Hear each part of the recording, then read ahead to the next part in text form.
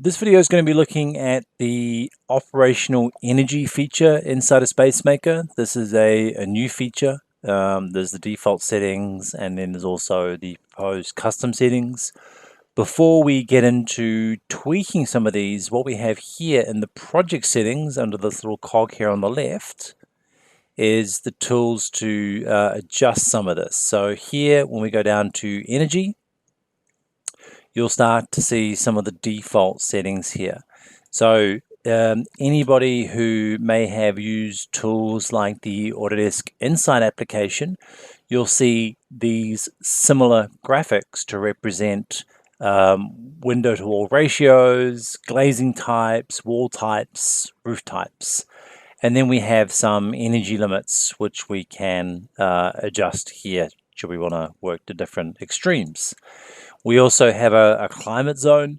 So I am designing something in a cold environment in Scandinavia. So I could go down to cold, dry, very cold. I'll go to very cold. And then we have some default settings for different type of U values for wood, different types of insulation, uninsulated, etc. So these are just some of the operational energy parameters you have here, and of course you could potentially add a new set. So we could say very cold, and I could say, well, here we do want in a colder climate in the northern region a lot of glazing, but that glazing needs to be the double or triple, and then we want to look at different settings here. Now I work in a different part of the world. I've worked in Australia, New Zealand, and the UK, and you do have to work with the material makeup of the wall to fully understand a lot of these, like in terms of the block work, metal, studs, wood studs, brick. It all adds up. So I'll just go to the high end here. Again, these are just hardwired in, and I'll leave that on there. So that's just the back end, and I'll just save those changes. And now back inside of the SpaceMaker interface. So back in the interface here, when we go to the operational energy, we should see the very cold settings here, and that will adjust to show where we're getting for the kilowatts per meter per year.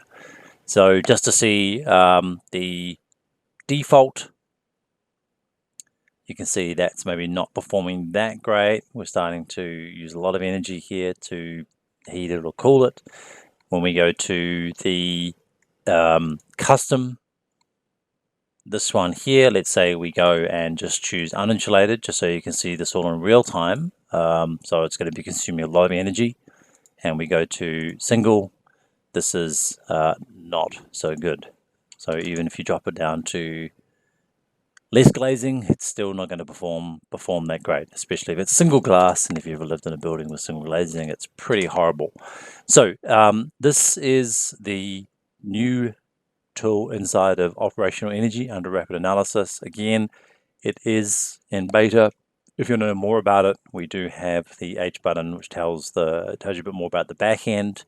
But again, another great tool to help inform your designs as you're conceiving them.